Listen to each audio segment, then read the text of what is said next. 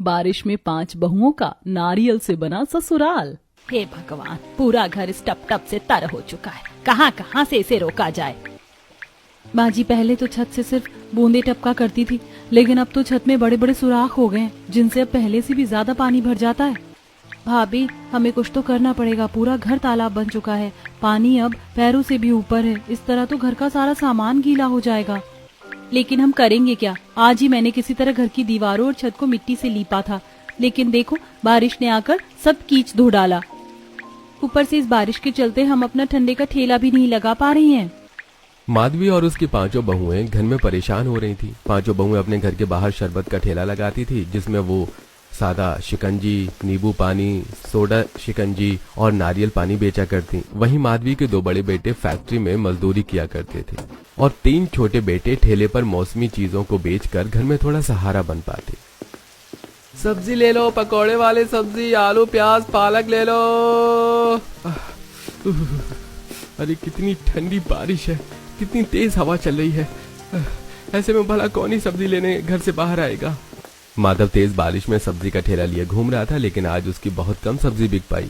वहीं उसने देखा कि दूर एक पेड़ के नीचे सागर अपना भुट्टे का ठेला लिए खड़ा ठंड में कांप रहा था। माधव तेजी से अपना ठेला लेकर उसके पास पहुंचा। सागर, तू यहाँ पेड़ के नीचे क्यों खड़ा हुआ है और तू इतना क्यों कांप रहा है? भैया, आज सुबह से बारिश हो रही है, जिसकी वजह से मेरी भट्टी भी नहीं जल पा रही है और मैं सुबह से ठेला लेकर यहीं खड़ा हूँ, लेकिन कोई भी मुझसे भुट्टा लेने नहीं आ रहा है। माधव ने सागर के माथे पर हाथ रखा तो उसने महसूस किया कि सागर को काफी तेज बुखार था।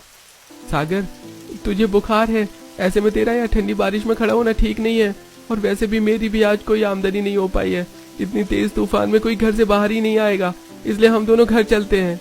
माधव ने सागर के ऊपर एक प्लास्टिक का कट्टा ढका और फिर उसे अपने साथ घर वापस ले आया।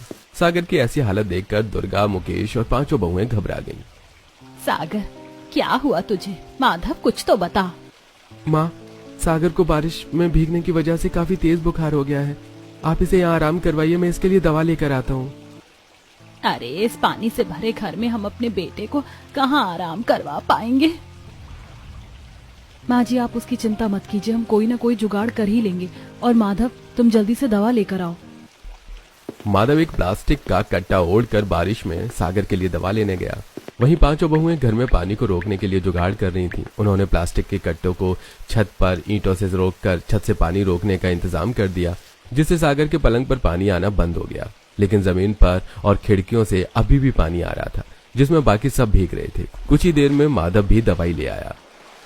क्या हुआ बेटा, आज तेरा मन कुछ उदास लग रहा है? क्या बताऊं बाबा, आज बारिश की वजह से मेरी सब्जी की बिक्री नहीं हो पाई, जबकि मैंने बारिश में भीगते हुए भी सब्जी लेने की कोशिश की। लेकिन ऐसे तूफान में भला कौन ही सब्जी लेने आना चाहेगा, और यही सागर के साथ हुआ। बेटा, ये मौसम कभी गरीबों के लिए अच्छा नहीं होता।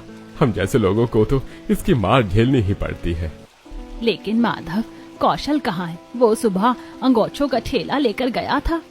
दुर्गा ने इतना पूछा ही था कि तभी कौशल भी घर आ पहुंचा। बारिश में उसके सारे अंगोछे रुमाल भीग चुके थे, जिसकी वजह से किसी ने भी उससे एक रुमाल तक नहीं लिया। कौशल इस बात से काफी निराश था। माधवी और मुकेश उसका चेहरा देखते ही सारी बात समझ गए, जिसपे उन्होंने कौशल को अपने पास बुलाया। कोई बात नहीं बेटा, ये रुमाल अंगोछे का इस्तेमाल लोग गर्मी में पसीना पोंछने के लिए करते हैं, लेकिन बारिश में इनके भीग जाने पर कौन ही इनका इस्तेमाल करेगा। कौशल, तू तो सबसे छोटा है, लेकिन फिर भी काम करता है। यही हमारे लिए सबसे बड़ी बात है बेटा। तू निराश मत हो, बस एक बार धूप निकल जाए, फिर तेरे सारे अंगोछे और रुमाल बिकने शुरू हो जाएंगे। माँ जी, मैंने सभी के लिए चाय बनाई है। आज की सारी बातें भूलकर चाय पीजिए और अपने दिमाग को थोड़ी ताजगी दीजिए। इतना काम कर करके आपका दिमाग भी थक जाता है। इसके बाद सभी ने एक साथ एक एक ईंट पर बैठकर चाय पी, क्योंकि उनका फर्श बारिश के पानी से गीला हो चुका था। शाम को अर्नब और अनुज भी फैक्ट्री से लौट आए। उन्हें पता था कि घर का माहौल कैसा होगा, इसलिए वो बाहर से ही सबके लिए खाना ले आई और फिर सभी ने खाना खाया। समय बीता और कुछ दिन बाद काली घटा गुजर गई और पीली चमकती हुई धूप निकल आई। 5 बेटे और उनकी पत्नियों ने फिर से काम करना शुरू किया। सुनिए, मुझे एक मसाला सोडा शिकंजी देना। अरे बहन जी, जरा एक नींबू पानी तो पिलाओ, गर्मी के मारे हालत खराब हो रही है। पूजा और रश्मिका ने जल्दी से दोनों ग्राहकों को शिकंजी और नींबू पानी बनाकर दिया और फिर वहाँ और ग्राहक आ गए। आंटी, मुझे एक गन्ने का जूस बनाकर दो ना। अरे बेटा, यहाँ गन्ने का जूस नहीं मिलता। तुम कहो तो मैं तुम्हें मसाला शिकंजी, नींबू पानी या फिर नारियल पानी दे सकती हूँ। नहीं, मुझे तो गन्ने का जूस ही पीना था। आज गन्ने के जूस वाले भैया नहीं आए, इसीलिए मैं आपके पास आ गया। लेकिन आपके पास तो गन्ने का जूस है ही नहीं। इतना कहकर बच्चा वहाँ से चला गया। आज गन्ने के जूस वाला नहीं आया, जिसकी वजह से हमारी थोड़ी बिक्री हुई है। नहीं तो सबको सिर्फ गन्ने का जूस ही पीना होता है। हमारे यहाँ का नारियल पानी तो कोई पीता ही नहीं है। इतने सारे नारियल हमें यूं ही घर ले जाने पड़ते हैं। घर के कोने में इतने सारे नारियल इकट्ठा होकर सूख गए हैं। भाभी, मुझे तो लगता है कि हमें नारियल लाने बंद कर देने चाहिए, क्योंकि नारियल पानी कोई नहीं पीता और सारे नारियल बेकार हो जाते हैं। लेकिन जूही, नारियल हम पैसों के थोड़ी ना लाते हैं। हमारे अपने कुछ नारियल के पेड़ हैं जिनसे हम नारियल तोड़ लाते हैं। अगर हम वहाँ से नारियल नहीं तोड़ेंगे तो लोग उन पेड़ों को फालतू समझकर काट देंगे। अगर हमारे पास नारियल के खेत होते तो हमें कितना फायदा होता। हम ढेर सारे नारियल बेचा करते। आखिर नारियल तो कितनी सारी चीजें बनाने में काम आता है। इसी तरह बहुएं बातें करते हुए देख रही थी कि आज भी एक भी ग्राहक नारियल पानी लेने नहीं आया। वहीं कौशल, माधव और सागर भी अपने अपने ठेले लगाए हुए खड़े थे। इस बार उन तीनों बारिश न होने की वजह से बिक्री हो गई। शाम को सभी अपने घर लौटे तो जो तवे के समान टपक रहा था। माँ, बाबा, घर में तो कितना ज्यादा अंधेरा और गर्मी हो रही है। ऐसे में तो आपकी तबीयत खराब हो सकती है। बेटा, क्या ही करे, कल तेज तूफान की वजह से आसपास के सभी बिजली के तार टूट गए हैं, जिसकी वजह से हमारी बैटरी में भी अब जान नहीं है। तारों को ठीक होने में लगभग 1 हफ्ता लग जाएगा। ऐसे में हमें गर्मी और अंधेरे में ही समय काटना पड़ेगा। अर्नब बाहर से कुछ मोमबत्तियां लेकर आया और फिर उन्हें जलाकर घर में उजाला किया। जूही और रश्मिका ने सभी को अपने हाथों से पंखा किया। वहीं दुर्गा और पूजा ने अंधेरे में ही खाना बनाया। इसके बाद सभी ने बैठकर खाना खाया और सुबह जल्दी उठने की वजह से सभी सोने के लिए लेट गए। लेकिन गर्मी की वजह से किसी को नींद नहीं आ रही थी। उनके घर में सिर्फ एक छोटा पंखा था जो बैटरी से चलता था, लेकिन अब लाइट के न होने की वजह से बैटरी भी बंद पड़ी थी। कभी तो इतनी तेज बारिश होती है और बारिश ना हो तो ये चुभती गर्मी पड़ने लगती है। हमें तो किसी भी मौसम में आराम नहीं मिल पा रहा है। हे भगवान, ऐसा लग रहा है जैसे मैं अंगारों पर लेटी हुई हूँ। अर्नब जी, इतनी गर्मी में तो किसी को नींद नहीं आएगी। हमें कुछ तो करना होगा। भला हम क्या कर सकते हैं दुर्गा? हम छत पर कुछ गीली बोरियां डालकर आते हैं, इससे कुछ तो गर्मी कम हो ही जाएगी। पांचों बहू बेटों ने मिलकर आंगन से बोरियां लेकर उन्हें नल पर गीला किया और फिर उन्हें छत पर ले जाकर भिगोया और फिर उन्हें छत पर डाला, जिससे उस कच्चे घर में थोड़ी ठंडक हुई और सभी वापस आकर सोने के लिए लेट गए। लेकिन छत जगह जगह से टूट रही थी, इसलिए थोड़ी ही देर बाद गीली बोरियों से पानी घर में टपकना शुरू हो गया। अरे, हमारे घर में हम किसी भी तरह से सुकून से नहीं रह सकते।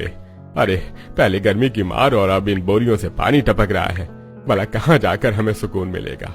इन परेशानियों को देने से अच्छा तो भगवान हमें दुनिया से ही उठा ले। ये आप क्या कह रहे हैं बाबा? ऐसी बातें मत कीजिए बाबा, एक दिन भगवान जी सब कुछ ठीक कर देंगे। लेकिन किस्मत में कुछ और ही लिखा था। कुछ ही देर में तेज हवा चलनी शुरू हो गई, जिससे घर में गर्मी खत्म हुई। लेकिन थोड़ी देर में तेज गरज के साथ बारिश आने लगी। पूरा परिवार अपने बिस्तरों को हाथ में लिए खड़ा। कच्चा फर्श कुछ ही देर में कीचड़ में बदल गया और घर में सभी तरफ से पानी आने लगा। लगता है भगवान जी चाहते ही नहीं है कि हमारे सर पर एक मजबूत छत हो। हम इसी घर में परेशानियां उठाते उठाते मर जाएंगे। नहीं माँ जी, हम इस तूफान बारिश से बिल्कुल नहीं हार सकते। हम इससे बचने का कोई ना कोई तरीका तो निकाल कर ही रहेंगे। हाँ माँ जी, जब हमने आज तक हार नहीं मानी तो अब क्यों हार मान जाए? लेकिन हम कर क्या सकते हैं? इस पर बहुओं ने चारों तरफ निगाह दौड़ाई और उन्हें पूरे घर में कोई काम की चीज नजर नहीं आई। उनकी नजर बार बार कोने में पड़े नारियल के ढेर पर जा रही थी।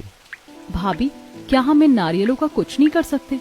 ये कभी बेचने के काम तो आते नहीं है। क्या पता ये किसी और काम में आ जाए। जूही की बात पर चारों बहुओं ने एक दूसरे की तरफ देखा और अपना दिमाग चलाया। नारियल काफी मजबूत होता है, बिल्कुल ईंट की तरह। इससे हम कुछ तो कर ही सकते हैं। बहुओं ने एक दूसरे को इशारा किया और फिर अपने हाथों में नारियल उठाए। वहीं उनके सास, ससुर और पति उन्हें उलझी हुई नजरों से देख रहे थे। पांचों बहुओं ने बारिश में भीगते हुए नारियलों को छत पर पहुंचाया और फिर उन्हें छत के टूटे हिस्सों में फंसा दिया, जिससे छत तुरंत ही पानी टपकना बंद हो गया। इसी तरह दुर्गा ने चौखट पर भी नारियल गाड़कर पानी के अंदर आने से रोक की। वहीं जूही ने घर की खिड़की पर एक के ऊपर एक नारियल रखकर उसे भी ढक दिया और कुछ ही देर में घर के हर हिस्से में पानी आना बंद हो गया। बहुआ, तुमने कैसे? वो भी एक ही झटके में? बाबा, कोशिश करो तो सब कुछ मुमकिन है। लेकिन ये नारियल हमें कब तक बचा पाएंगे? हो सकता है कल फिर से हमें वैसी ही दिक्कत उठानी पड़ जाए। अब हम सुकून से सो तो सकते हैं, कल की कल देखेंगे। उन्होंने गीली जमीन पर कुछ प्लास्टिक के कट्टे बिछाए और उन पर लेट गए। इसी तरह बरसात में पहली बार पूरे परिवार को चैन की नींद नसीब हुई। अगले दिन भी सूरज नहीं निकला और लगातार हल्की हल्की बारिश होती रही। अर्नव और अनुज फैक्ट्री चले गए और माधव अपनी सब्जी का ठेला लिए एक पेड़ के नीचे खड़ा था। वहीं सागर और कौशल आज बारिश की वजह से घर में ही थे। इस बारिश ने तो मेरा काम पूरी तरह से ठप करा दिया है। भला मैं अब भुट्टे कैसे बेचूंगा? नारियलों की वजह से घर में बिल्कुल भी पानी नहीं आ रहा है। ऐसे में आप घर में भी भुट्टे भून कर बेच सकते हैं। सागर को रश्मिका का आइडिया काफी पसंद आया। सागर ने वहीं अपनी भट्टी जलाई और उस पर भुट्टे भूनना शुरू किया। कुछ ही देर में भुट्टे भुनने की खुशबू पूरे मोहल्ले में फैल गई, जिसे सभी पड़ोसियों का मन भुट्टा खाने को करने लगा। पड़ोसन महिमा खुशबू को सूंघते हुए छतरी लेकर उनके घर पहुंची। अरे आज घर में भुट्टे कैसे भून रहे हैं? आइए महिमा जी, असल में बाहर बारिश हो रही है तो सागर ने सोचा क्यों ना घर से ही भुट्टे भून कर बेचे जाएं। अच्छा, तो ये भुट्टे बेचने के लिए भून रहे हैं? फिर तो मेरे पूरे परिवार के लिए 5 बढ़िया से भुट्टे भून दो। मैं बाकी सब पड़ोसियों को भी जाकर बता देती हूँ। सागर ने महिमा को 5 भुट्टे भून कर दिए और फिर महिमा के जाने के बाद एक पड़ोसी आकर उनसे भुट्टे लेने लगे। आज पहली बार बारिश के मौसम में सागर के भुट्टों की इतनी बिक्री हो पाई, जिस पर सागर ने राधिका का शुक्रिया अदा किया। राधिका, तुम्हारे बिना मैं ये कभी नहीं कर पाता। तुम सच में कमाल हो राधिका। मैं बहुत खुशकिस्मत हूँ कि मुझे तुम जैसी पत्नी मिली। सागर के मुंह से ऐसी बातें सुनकर राधिका की आंखें भर आईं। इसके बाद दोपहर होने तक हल्की बारिश भी रुक गई और 5 बहुओं ने भी अपने ठंडे का ठेला लगाया। लेकिन आज सामने गन्ने का मसालेदार जूस बिक रहा था, जिसकी वजह से उनसे बहुत कम ग्राहक ठंडा पीने आए। अगर हमारे पास मशीन होती तो हम भी गन्ने का जूस बेच पाते। गन्ने के जूस की वजह से हमसे कोई भी ठंडा पीने नहीं आता। हमें कुछ और सोचना होगा, नहीं तो हमारे सभी ग्राहक खत्म हो जाएंगे। लेकिन पूजा, हम इसके अलावा और क्या बेच सकते हैं? और कुछ नए के नाम पर तो अब नारियल ही दिमाग में आते हैं, लेकिन नारियल पानी कोई नहीं पीता, जिसकी वजह से हमारे पास नारियल इकट्ठा होकर सूख जाते हैं। भाभी, क्यों ना हम नारियल पानी का ही कोई खास शरबत बनाएं? वैसे भी नारियल के तो हमारे अपने पेड़ हैं। जूही की बात सुनकर चारों बहुओं के दिमाग में खुराफाती आइडियाज आने लगे। 5 बहुएं अपने पेड़ों को बचाने की वजह से रोज नारियल तोड़कर लाती, जबकि उनका नारियल पानी बिल्कुल भी नहीं बिकता था। बहुओं ने पीछे रखे नारियलों को उठाया और उन्हें काटना शुरू किया। फिर एक बर्तन में उन सभी नारियलों का पानी डालकर उसमें कुछ काला नमक, मसाला, नींबू और चीनी मिलाकर उसमें बर्फ डाली, जिससे वो एक तरह का नारियल का अलग ही शरबत बनकर तैयार हो गया। आइए सभी हमारे यहाँ का खास नारियल शरबत पीकर देखिए, आपके तन और मन दोनों को ही भाएगी। जूही ने खूब आवाजें लगाई, लेकिन कोई भी उनसे नारियल शरबत लेने नहीं आया, जिस पर बहुएं काफी निराश हो गईं। शाम को 5 बहुएं थोड़े ही पैसे कमाकर घर वापस लौटी। उन्होंने अपने परिवार को सारी बात बताई, जिस पर सभी ने उनका नारियल शरबत पीने की डिमांड की। बहुओं ने अपना नारियल शरबत घर वालों को पिलाया। अरे वाह, ये तो बड़ा ही मजेदार है। सच में मैंने आज तक ऐसा कोई शरबत नहीं पिया। लोगों को शायद अंदाजा नहीं होगा, इसलिए उन्होंने तुमसे ये शरबत नहीं खरीदा। लेकिन अर्नव जी, हम लोगों को ये शरबत कैसे बेचें जब वो खुद आकर पीना ही नहीं चाहते? इसके लिए तुम सभी को अपने बेचने के तरीके और जगह को बेहतर बनाना होगा, ताकि ग्राहक तुम्हारी तरफ खिंचे चले आएं। 5 बहुएं गहरी सोच में पड़ गईं। कुछ देर बाद सभी ने खाना खाया और फिर से वही जोरदार बारिश शुरू हो गई। लेकिन छत में लगे नारियल जबरदस्त पानी को रोक कर रहे थे, जिससे सभी घर वाले काफी खुश थे। बहुओं, इस बार तो तुम्हारे जुगाड़ ने कमाल ही कर दिया। ये 1 हफ्ते से लगे नारियल अभी भी ओनी से कितनी अच्छी रोक रहे हैं। अगर हमें पता होता कि नारियल इतना काम आ सकता है तो हम नारियल का ही घर बनवा लेते। माधवी की बात पर सभी बहुओं के कान खड़े हो गए। माँ जी, हम नारियल का घर बना सकते हैं। आपने तो बहुत ही कमाल का आइडिया दिया है। क्या, मैं तो सिर्फ मजाक ही कर रही थी। माधवी के उस मजाक ने 5 बहुओं के दिमाग की बत्तियां जला डाली थीं। 5 बहुओं ने सोच लिया था कि वो अब नारियलों से सिर्फ घर ही नहीं बल्कि अपनी एक दुकान भी बनाएंगी। उन्होंने अपने पतियों से उनकी फैक्ट्री से कुछ सीमेंट लाने को कहा। अगले दिन दोनों भाई फैक्ट्री से सीमेंट ले आए और बहुओं ने घर में काम करना शुरू कर दिया। बहुओं ने नारियल को बीच से काटा और फिर उनके पानी को एक बर्तन में इकट्ठा किया। वहीं कटे हुए नारियलों को सीमेंट से दीवार पर लगाया और इसी तरह उन्होंने पूरा घर नारियलों से बना डाला। अरे कितना सुंदर लग रहा है हमारा हरा भरा घर, हरे हरे नारियलों से बना हुआ। बहुओं, तुम तो सोच के भी बिल्कुल प्रेम काम करती हो। तुम्हारा कोई जवाब नहीं है। पांचों बहुएं काफी खुश थीं। वो अपने पेड़ों से और नारियल तोड़ने गईं, जो कि जंगल के अंदर खड़े हुए थे। उन पर काफी सारे ताजे नारियल आ रहे थे। बहुओं ने वो सारे नारियल तोड़े और फिर बचे हुए नारियलों से अपनी एक नारियल शरबत की दुकान बनाने की शुरुआत की। अब जो नारियल पानी हमारे पास बचा है, हम उससे नारियल शरबत बनाएंगे और देखना, इस बार तो हमारी दुकान पर भीड़ लग जाएगी। पांचों बहुओं ने अगले दिन से ही अपनी नारियल की दुकान पर अपना खास नारियल शरबत बेचना शुरू किया। उनकी दुकान से नारियल की महक उठ रही थी। लोग दूर दूर से उनकी दुकान पर आ खड़े हुए और जैसे ही उन्होंने बहुओं का नारियल शरबत पिया तो उनका दिल बाग बाग हो गया। वो नारियल शरबत सच में काफी स्वादिष्ट था। अरे बहन, तुम कैसे बना रही हो ये नारियल शरबत? ये तो बहुत ही स्वादिष्ट है। और क्या कलाकारी की है तुमने तो भाई, अपनी दुकान भी नारियलों से खड़ी की हुई है। सच में तुम्हारी कलाकारी की दाद देनी पड़ेगी। हमें तो बहुत खुशी हुई है कि आप सभी को हमारा नया नारियल शरबत पसंद आ रहा है। इसी तरह बहुओं ने खूब जम के नारियल शरबत बेचा। शहर के लोग भी उनकी नारियलों की दुकान पर नारियल शरबत पीने आ रहे थे। इसी तरह बहुओं ने अपनी दुकान को और बेहतर बनाया। उन्होंने नारियलों पर पेंटिंग करके उनकी फूलों से सजावट की, जिससे उनकी छोटी सी दुकान और भी ज्यादा सुंदर और आकर्षित हो गई थी।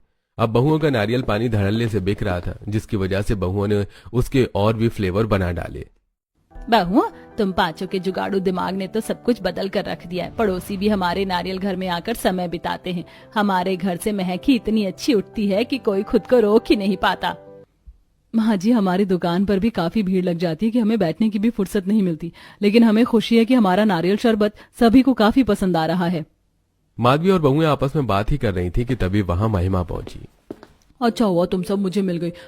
मैंने तुम्हारी दुकान की नारियल की दीवारें देखी थी। क्या बताऊं, मेरा तो उन्हें देखते ही उन पर दिल आ गया। अगर मुमकिन हो तो क्या तुम हमारे घर एक दीवार को नारियल की दीवार में बदल सकती हो? मैं भी चाहती हूँ कि हमारे घर में भी नारियल की खुशबू फैली रहे। इसके बदले तुम मुझसे जितने पैसे मांगोगी मैं दूंगी।